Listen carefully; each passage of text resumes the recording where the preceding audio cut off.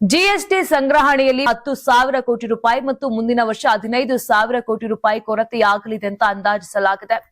ರಾಜ್ಯದ ಒಟ್ಟು ಸಾಲ 8,24,389 ಕೋಟಿ ರೂಪಾಯಿ ಅಂತ ಸಿದ್ದರಾಮಯ್ಯ ತಿಳಿಸಿದ್ದು, ಕೇಂದ್ರದ ಅಸಹಕಾರದ ನಡುವೆಯೂ ವಿತ್ತೀಯ ಶಿಸ್ತು ಕಾಪಾಡಿಕೊಂಡು ಅಭಿವೃದ್ಧಿ ಮುಂದುವರಿಸಲು ರಾಜ್ಯ ಸರ್ಕಾರ ಬದ್ಧವಾಗಿದೆ ಅಂತ ಸಿಎಂ ಸಿದ್ದರಾಮಯ್ಯ ಹೇಳಿದ್ದಾರೆ.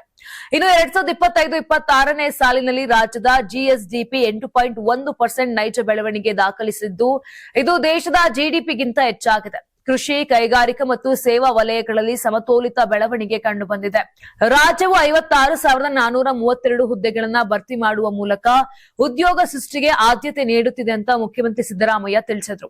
2026-27ನೇ ಸಾಲಿನ ಬಜೆಟ್ ಮಂಡಿಸಿದಂತ ಅವರು ಮೂಲಸೌಕರ್ಯ ಅಭಿವೃದ್ಧಿಗೆ 8,600 ಕೋಟಿ ರೂಪಾಯಿಗಳ ಕಾಮಗಾರಿಗಳನ್ನ ಕೈಗೆತ್ತಿಕೊಳ್ಳಲಾಗಿದೆ ಅಂತ ತಿಳಿಸಿದರು. ಅಲ್ಲದೆ ಸಾಲದ ಬಗ್ಗೆಯೂ ಮಾಹಿತಿ ನೀಡಿದ್ದಾರೆ. ಕೇಂದ್ರ ಸರ್ಕಾರದ ತೆರಿಗೆ ನೀತಿ ಬದಲಾವಣೆಗಳು ಮತ್ತು ಜಿಎಸ್ಟಿ ದರ ತರ್ಕಬದ್ಧಗೊಳಿಸುವಿಕೆಯಿಂದ ರಾಜ್ಯದ ಆದಾಯ ಸಂಗ್ರಹಣೆಗೆ ಸವಾಲುಗಳು ಎದುರಾಗಿವೆ. Karnataka TV leader awards 2025 best ಯುವ ನಾಯಕ ನಾಮಿನೇಷನ್ ಮಧ್ಯ ಹಾಗೂ ಕರಾವಳಿ ಕರ್ನಾಟಕ ವಿಭಾಗ. ಬಿವಿ ಶ್ರೀನಿವಾಸ್, ಮಾಜಿ ರಾಷ್ಟ್ರೀಯ ಅಧ್ಯಕ್ಷ youth Congress.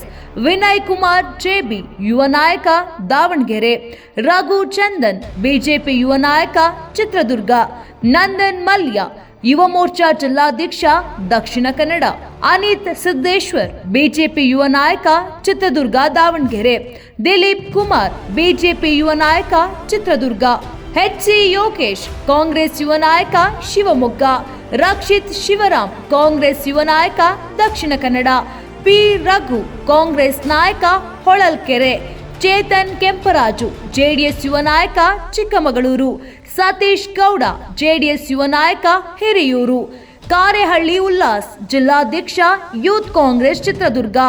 Karnataka TV WhatsApp channel ಮೂಲಕ ವೋಟ್ ಮಾಡಿ ಹಾಗೂ ಇವರಲ್ಲಿ ಬೆಸ್ಟ್ ನಾಯಕ ಯಾರು ಕಮೆಂಟ್ ಮಾಡಿ.